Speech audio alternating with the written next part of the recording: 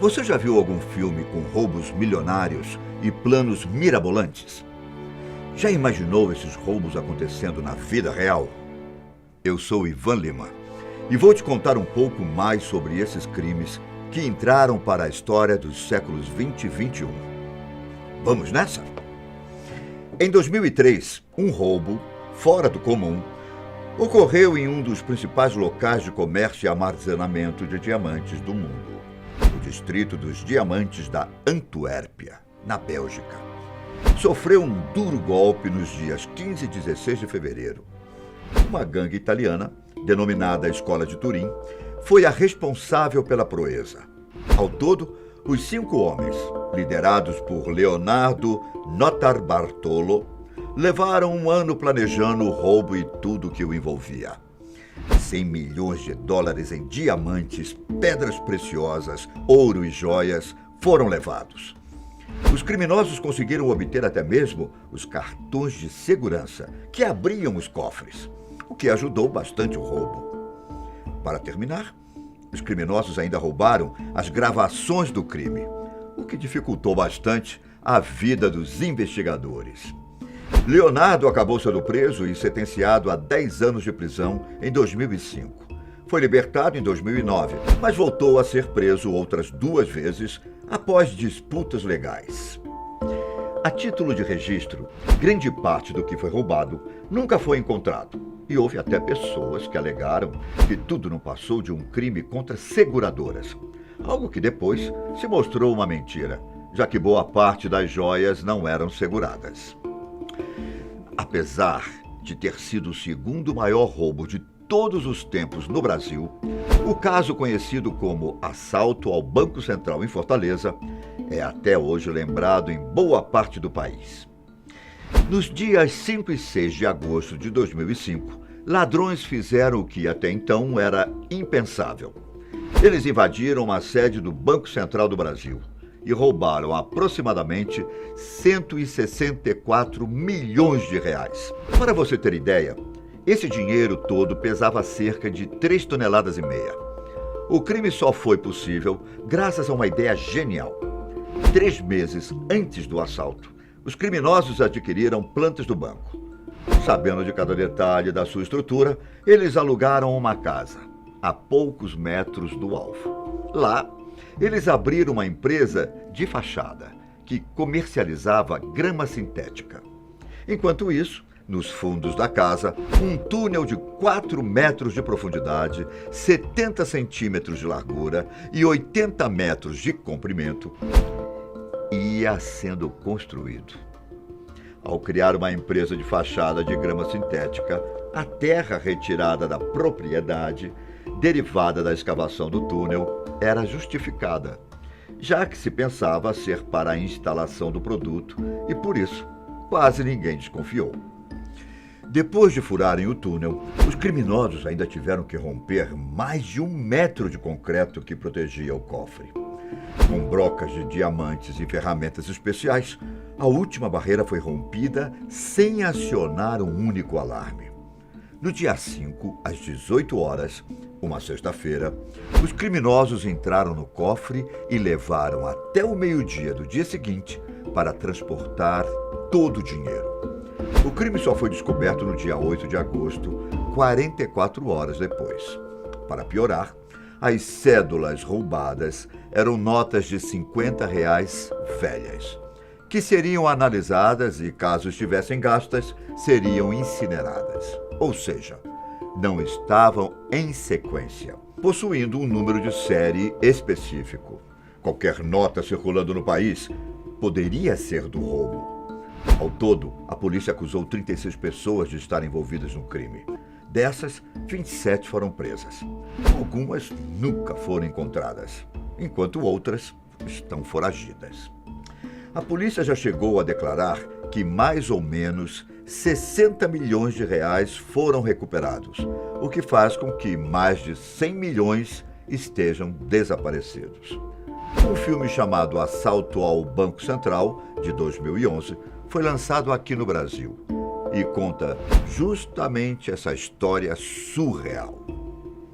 No dia 13 de março de 1990, o Museu Isabella Stewart Gardner, localizado na cidade de Boston, nos Estados Unidos, sofreu um duro golpe. Ao todo, 13 obras foram roubadas do local. Entre elas estavam pinturas de Monet, Rembrandt, Degas e Flink. Somando o valor de tudo que foi roubado, o prejuízo chegou a 500 milhões de dólares. Mas e o roubo? Como foi feito? Essa é a parte quase inacreditável. Apenas 2 pessoas conseguiram fazer todo esse estrago. Os criminosos se vestiram com roupas da polícia de Boston e foram até a porta do museu, por volta de 1h30 da manhã. Eles então esperaram a chegada do primeiro guarda, chamado Richard Aba. Os ladrões afirmaram a Aba que havia problemas na região do museu e pediram para entrar no local. Acreditando se tratar de policiais, o segurança deixou os 2 entrarem. Nesse momento, um dos ladrões disse que Aba se parecia com um criminoso e o mandou colocar a cabeça na parede. Pensando se tratar de um mal-entendido e não querendo irritar os policiais, o segurança obedeceu, acreditando que quando seu colega de vigia chegasse, tudo seria esclarecido. Porém, quando o outro segurança chegou, os 2 ladrões também o algemaram e, finalmente, revelaram se tratar de um assalto. Já impotentes, os seguranças foram levados para o subsolo do museu e algemados em um cano. Então, com o museu livre, os 2 ladrões puderam pegar as obras de arte que queriam e foram embora. O FBI foi chamado para investigar os crimes. Várias possibilidades foram analisadas e pessoas entrevistadas. Porém, ninguém chegou a ser preso. E não há nenhuma pista das identidades dos responsáveis por roubarem o museu. Uma recompensa de 10 milhões de dólares é oferecida a quem tiver informações que levem o FBI a encontrar os quadros. No lugar onde ficavam as obras estão molduras vazias, indicando que o museu não se esqueceu do que ocorreu e ainda tem a esperança de que algum dia as peças de arte voltarão. A título de curiosidade, o maior roubo de todos os tempos em quantidade financeira não teve tanta emoção quanto se acredita. Ele foi cometido no Iraque por Qusay Hussein.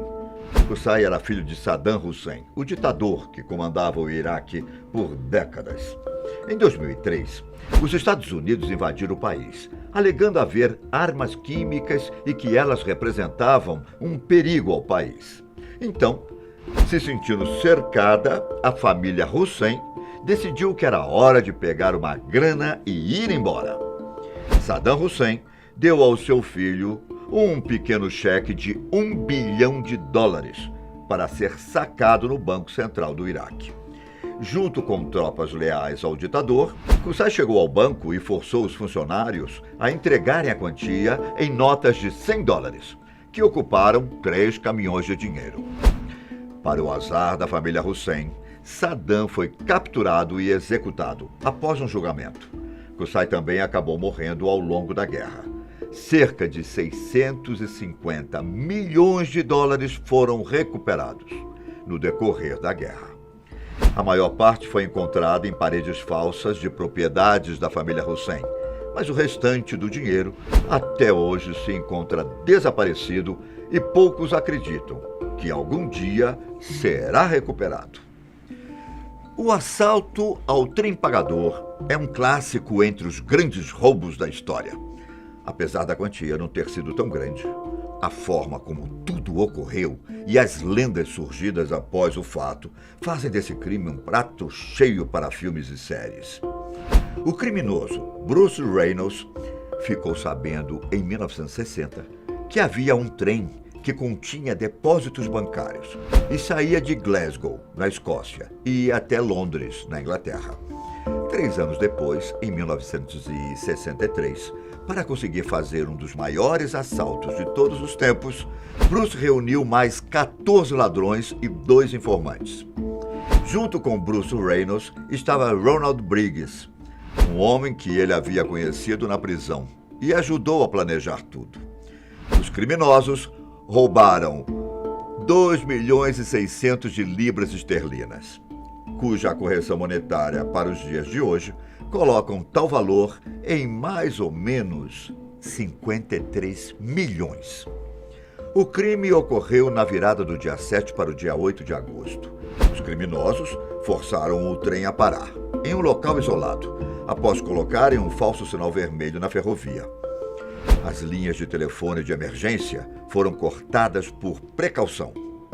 Então, os assaltantes invadiram o trem, agrediram o condutor e tiraram os 2 primeiros vagões do resto da locomotiva. Tudo isso foi feito da forma mais silenciosa possível, sem chamar a atenção das pessoas nos outros vagões. Então o trem partiu, só com os vagões que continham o dinheiro até um local pré-determinado. Depois, os criminosos pegaram 120 sacos que continham mais ou menos 2,5 toneladas de dinheiro e foram embora, até o seu esconderijo em uma fazenda. De lá, tiveram que fugir às pressas, porque a polícia estava perto.